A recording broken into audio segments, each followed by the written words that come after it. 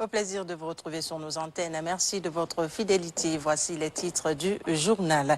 C'est parti pour les examens nationaux en Guinée. Le certificat d'études primaires a été officiellement lancé ce jeudi à travers le pays. À Conakry, le coup d'envoi a été donné à l'école primaire Kounimodou Ratoma par le ministre de l'Éducation nationale et de l'enseignement technique.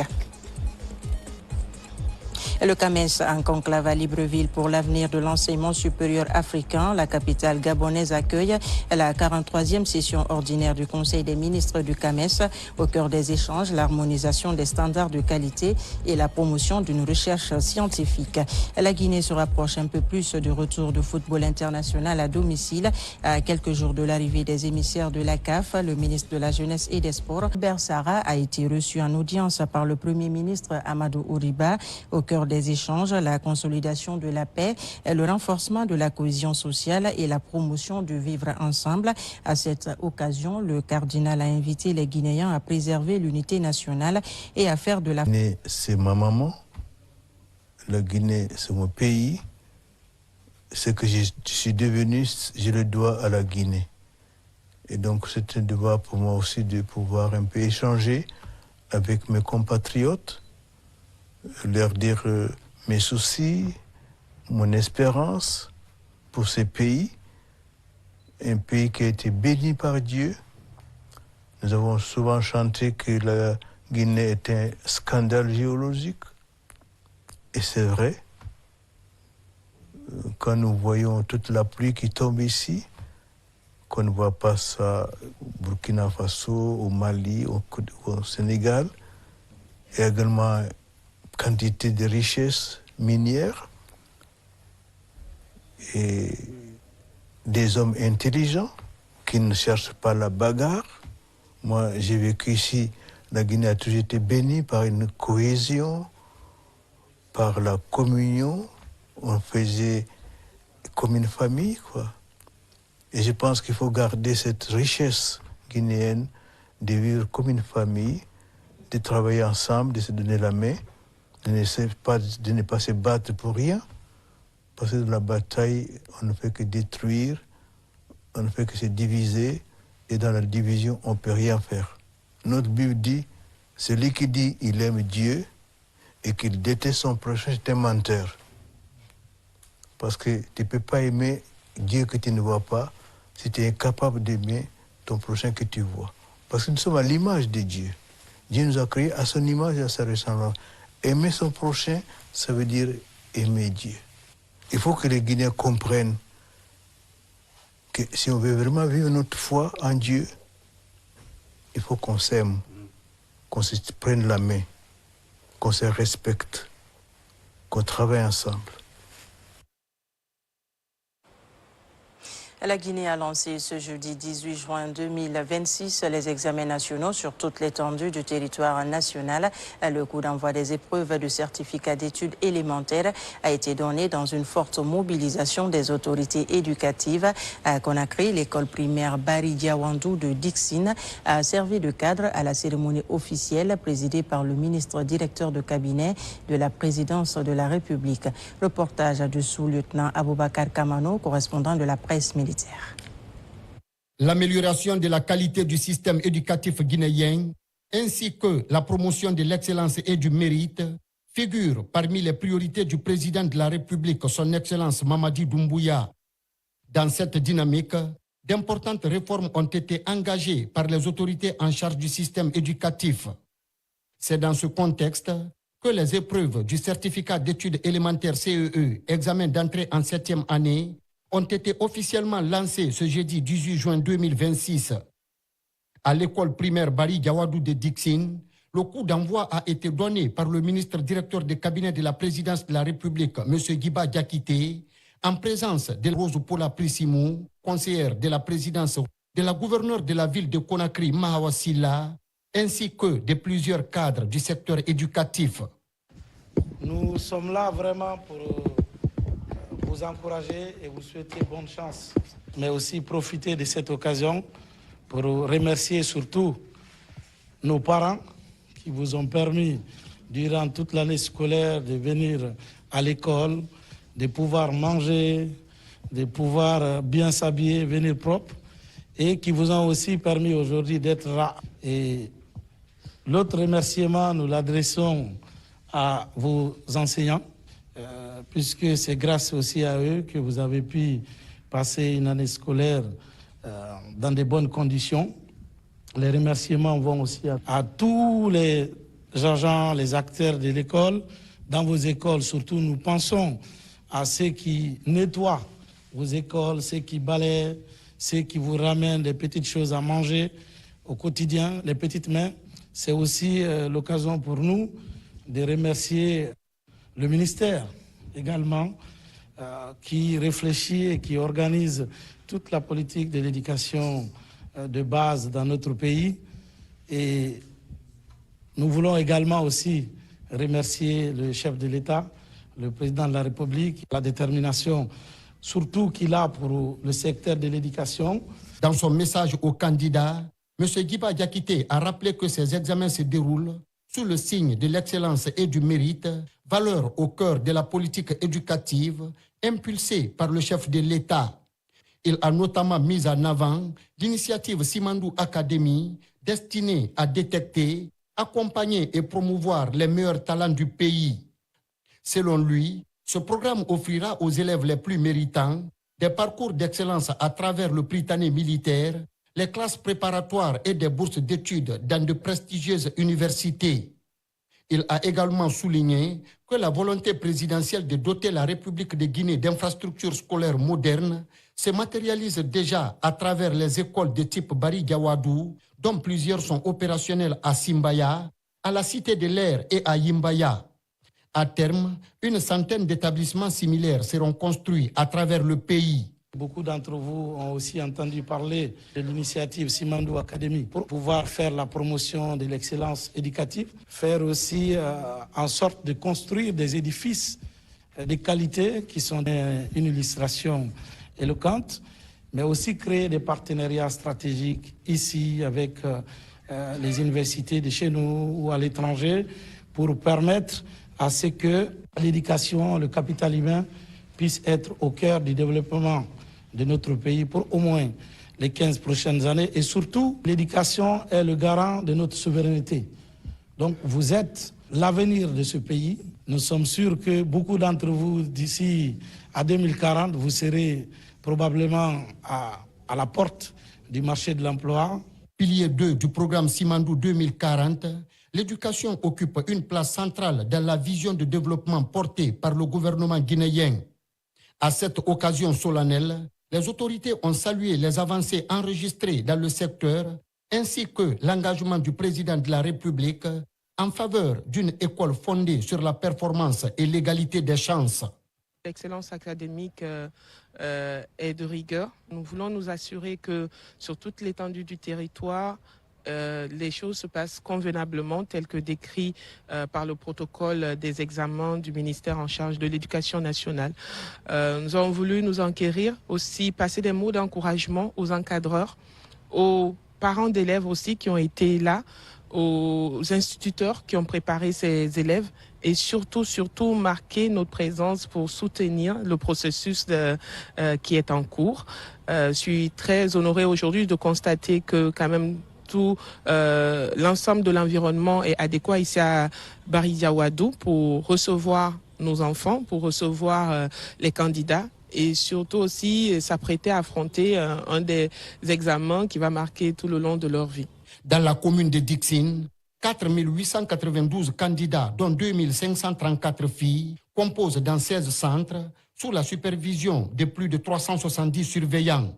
Aujourd'hui, nous sommes venus signifier aux enfants pour leur dire que quelle que soit l'occupation du gouvernement, ils sont à leur côté et les encourager à passer ce cap dans les meilleures conditions. On a 4 892 candidats inscrits à l'entrée en 7e année et 2 534 filles. Donc on a 16 centres, et 15 centres enseignement général et un centre franco-arabe. Donc sur les centres, on a plus de 370 surveillants et vraiment tout se passe très bien. Au centre de l'école primaire Bari Gawadou, 330 candidats, dont 176 filles, prennent part à cet examen national.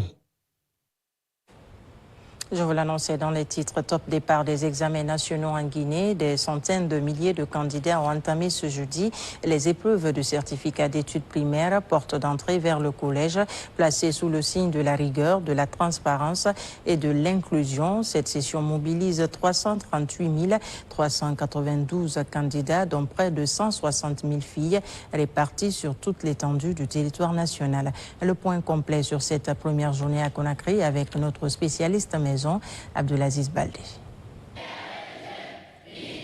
Une cour d'école bondée, des uniformes impeccables et, au bout de l'effort, les portes du collège s'ouvrent. Pour près de 340 000 écoliers guinéens, le long marathon des examens nationaux commence ici. Au centre Konimoudou de Taouya, dans la commune de Ratoma, c'est au pied du mât que le ministre de l'Éducation nationale s'est adressé aux candidats. Un message de motivation, mais aussi un rappel ferme des règles de transparence qui gouvernent cette session. Car cette année encore, la tolérance zéro face à la fraude reste le maître mot. Ces examens sont les tout premiers de nos enfants. C'est les tout premières épreuves d'examen qu'ils affrontent. Donc les dispositifs qui ont été mis en place étaient pour les stresser moins et surtout leur permettre de s'installer très paisiblement, tranquillement dans leur salle de classe. Nous sommes rassurés, satisfaits du déroulement des premières épreuves dans la rigueur, la discipline et dans le respect du règlement. Selon le chef du département Alpha Bakarbari, toutes les dispositions logistiques et sécuritaires ont été rigoureusement déployées à travers le pays pour garantir l'équité des chances. Une rigueur institutionnelle qui n'a pas entamé l'enthousiasme des enfants. Dans les salles de classe, à quelques minutes de la distribution des premières épreuves, le moral est au beau fixe. Cette année, je compte à me battre très fort. J'en suis sûr que je vais avoir mon examen. Je suis prêt à 100%. On a bien révisé quand même, parce qu'aujourd'hui, on va commencer par la rédaction. Donc, comme c'est ma première fois de le faire, mon souhait, c'est d'être en fait admise. Je ne peux pas en fait promettre que je vais être la première de la commune, mais quand même, je vais quand même me battre. Répartis dans des centaines de centres à l'échelle nationale, ces candidats ont 3 jours pour capitaliser 9 mois d'apprentissage. Le temps est donné, la session 2026 est officiellement lancée.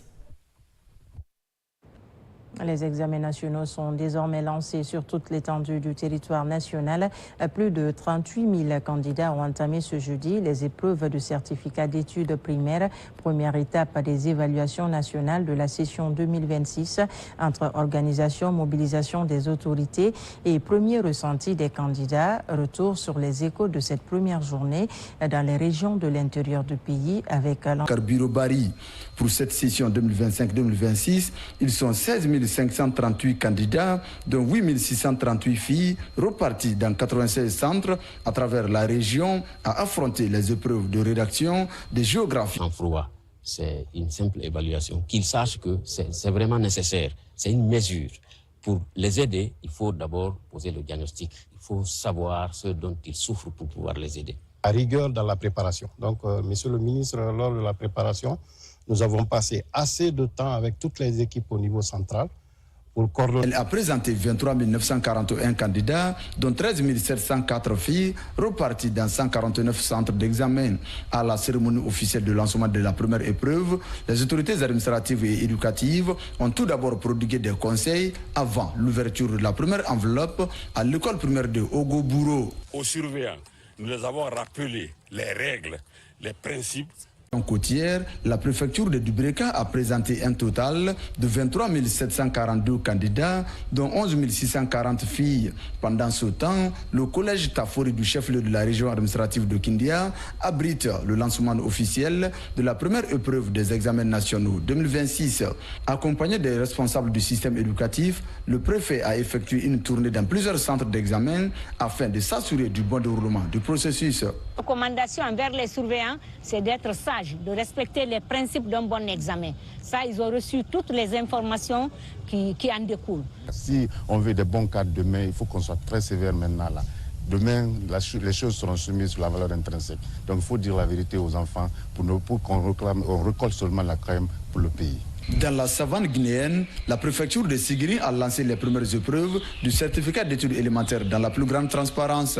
Aux côtés des autorités éducatives, le préfet a donné le coup d'envoi de cet examen avant de sillonner quelques centres dans la commune urbaine. Pour donner ces petits conseils aux candidats, parce que c'est la relève de demain.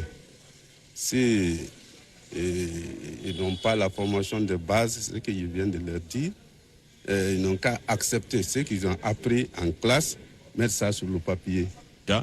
À Sigiri, des dispositions ont été prises parce que tout au long de l'année scolaire, les cadres de l'éducation, les partenaires techniques et sociaux, on est passé dans toutes les écoles à tous les niveaux pour sensibiliser les parents et les candidats, n'est-ce pas, au respect des consignes en vigueur par rapport au passage des examens. Un petit détour dans le Sankaran pour voir l'atmosphère du jour 1 du premier des examens nationaux, session 2026 en République de Guinée. Ici, le calme et la sérénité dans les différents centres est le reflet d'une année académique réussie selon les responsables du système éducatif. Ils sont prêts à affronter l'année d'examen dans l'âge personnel. À Farana, nous avons au total 30 centres. 30 centres, dont 3 centres franco-arabes. Les 27 centres, ça c'est pour l'enseignement général. Avec un effectif inscrit au total 6 358. Faciliter la formation des futurs cadres du pays. Aux enfants, on a demandé à beaucoup plus d'ardeur dans le travail. Et ce n'est qu'une restitution qu'on leur demande. On a vu aux candidats que... Général Lansana Conté des Érécoré, qui a abrité le lancement officiel des examens nationaux. Cette année, ils sont plus de 15 000 dans la préfecture et plus de 42 700 candidats à affronter les épreuves. Les filles, pour qu'on dise la première de la Guinée vient de Érécoré. À l'entrée en septième année pour la session 2026, nous avons un total qui sont repartis entre 48 centres et qui vont passer leur évaluation. Et que les autorités administratives et éducatives ont procédé au lancement du concours d'entrée en 7e année. L'occasion pour le directeur préfectoral de faire la situation de cet examen dans sa juridiction. Le sentiment des autorités à nos côtés pour nous accompagner dans la réussite de ces examens nationaux. Cette année, ils sont plus de 338 000 candidats à affronter les épreuves du certificat d'études élémentaires en Guinée. Cet examen donne le coup d'envoi des évaluations finales de l'année académique 2025-2026 dans notre pays. Donc, sous le signe de l'inclusion, à l'occasion de l'entrée en 7e, les candidats malvoyants du centre Sogué de Taouia composent eux aussi dans les mêmes conditions que leurs camarades. Cette année, les épreuves ont été transcrites en braille, une mesure qui garantit l'égalité des chances et renforce l'engagement des autres camarades. Au centre d'examen situé à l'école primaire de Taouia, les candidats malvoyants et les aveugles du centre Sogué étaient aux côtés des autres candidats valides pour affronter le handicap. Pour cette année, des innovations ont été menées pour permettre à ces candidats spéciaux de tirer leur épingle du jeu. Et nous avons fait le plaidoyer au niveau du ministre Alpha Bakar de l'Éducation afin que les sujets sont transcrits d'abord et après ils sont lancés au même niveau. Donc il y a un sentiment de satisfaction et surtout ce côté d'équité qui est respecté, qui me va droit au cœur. Nous avons voulu que ces examens soient des examens inclusifs. Vous avez vu que nous avons pris candidats avec des difficultés de vision. Donc les de vision. Donc les malvoyants de notre système scolaire. Ces candidats l'écriture braille aveugles à poursuivre les études. Sur un tout autre plan, vers un changement majeur dans nos habitudes de consommation, les sachets plastiques à usage unique omniprésents dans nos quotidiens s'apprêtent à disparaître. Une décision forte des autorités motivée par la volonté de dépolluer l'environnement et de renforcer la santé publique. Mais cette transition suscite des inquiétudes dans le secteur industriel, récemment reçu par l'État pour échanger sur les impacts économiques de la mesure entre impératifs écologiques et adaptation du secteur privé. Décryptage dans ce dossier, il est signé Mamadou Alpha Baldé. Suivi. C'est un mal qui étouffe nos villes et nos écosystèmes. Face à la pollution galopante due au plastique, le gouvernement passe à la vitesse supérieure. Autour de la table, les ministres de l'Environnement et du Commerce font face aux représentants du secteur privé. Le message est sans équivoque, le temps de l'application stricte du décret portant interdiction de l'importation, de la fabrication et de la vente des plastiques à usage unique a sonné. Il est devenu nécessaire d'agir avec responsabilité, pragmatisme et ambition. Ce décret signé le 21 septembre 2024, il y a 2 ans, par son Excellence M. Mamadi Doumbouya, président de la République, chef de l'État, traduit une volonté claire, réduire progressivement notre dépendance au plastique à usage unique, encourager des alternatives durables et accompagner une transition respectueuse à la fois de notre environnement et des réalités économiques de notre pays. La question du calendrier reste encore à clarifier. Le gouvernement souhaite une mise en œuvre rapide, tandis que les industriels plaident pour un moratoire. J'avoue que même les acteurs concernés reconnaissent que quand même il est temps que nous trouvons une solution alternative. À travers la Chambre de commerce, tous les courriers, des mémos dans lesquels il y a eu des suggestions et des propositions de transition ont été mentionnées, ont été déposées aux différents départements concernés. Puis, la ministre Diamy Diallo rencontre le monde artisan. Ici, il est question de débattre des mesures alternatives à l'utilisation des plastiques à usage unique. Des propositions concrètes et compétitives existent déjà.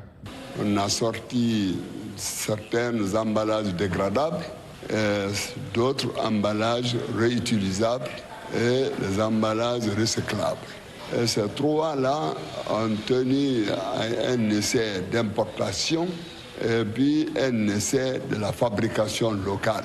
Reste à savoir si les engagements pris aujourd'hui se traduiront par des mesures concrètes et rapides sur le terrain.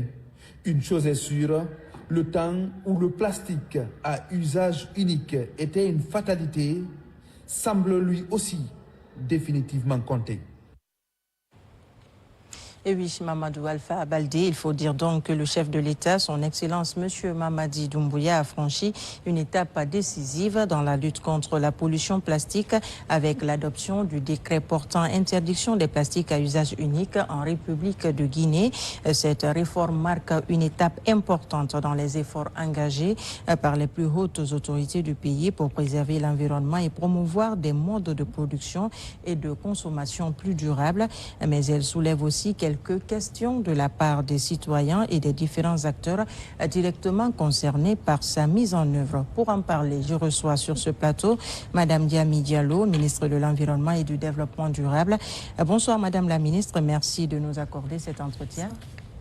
Alors pour commencer, dites-nous quelles sont les principales raisons qui ont motivé ce décret et quelle est réellement sa portée.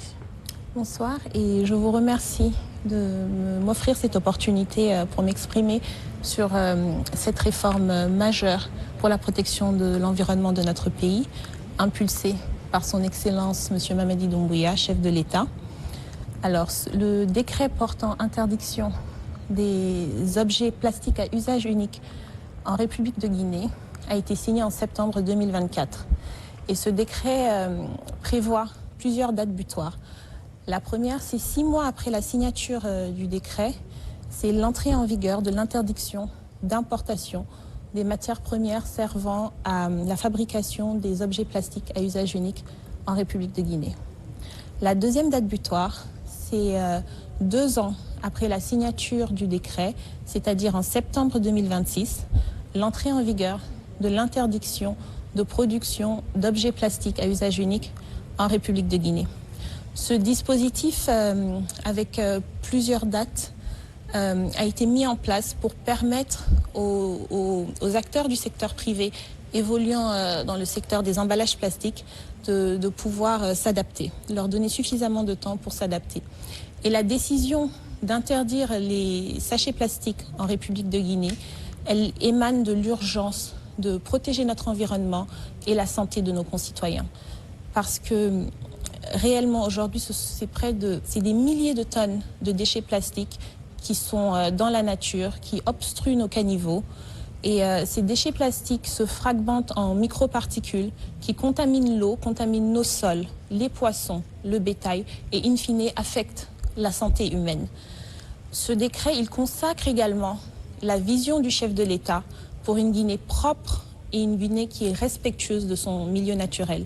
Et enfin, il traduit les engagements internationaux de notre pays en matière de lutte contre la pollution et de préservation de l'environnement. Alors, Madame la Ministre, est-ce qu'on peut savoir les produits qui sont concernés par cette mesure? Alors, essentiellement, ce sont les objets plastiques qu'on utilise une fois et qu'on jette. Donc, ce sont les sachets d'eau, ce sont les sacs plastiques qu'on utilise au marché, par exemple. Ce sont les ustensiles, les gobelets en plastique qu'on utilise et qu'on jette. Il y a des objets plastiques qui ne sont pas concernés par l'interdiction. Tels que? Notamment les emballages qui sont destinés au matériel médical, aux activités agricoles, aux activités militaires ou pour le ramassage d'ordures. Mais également les bouteilles d'eau ne sont pas concernées pour nous permettre de faciliter l'accès à l'eau potable. Et qu'en est-il du dialogue avec les acteurs concernés? Alors dès le départ, nous avons privilégié une approche de dialogue, de concertation avec l'ensemble des acteurs concernés. D'abord, nous avons mis en place une commission interministérielle qui regroupe le ministère de l'Environnement et le ministère du Commerce et de l'Industrie. Donc cette instance nous permet d'assurer une coordination permanente pour la mise en œuvre effective du décret. Et cette commission a rencontré courant 2025 les opérateurs économiques qui évoluent dans le secteur des emballages plastiques. Cette rencontre nous a permis d'identifier les contraintes des acteurs, de recueillir leurs préoccupations en ce qui concerne la réforme, mais également d'explorer ensemble les solutions de substitution. Et la Chambre d'industrie, de commerce et d'artisanat est un partenaire essentiel dans cette démarche. Nous avons également initié un dialogue constructif avec la Fédération nationale des artisans de Guinée parce que les artisans en Guinée disposent d'un savoir-faire qui est précieux pour la fabrication de produits alternatifs qui sont réutilisables, qui sont biodégradables. Donc notre ambition vraiment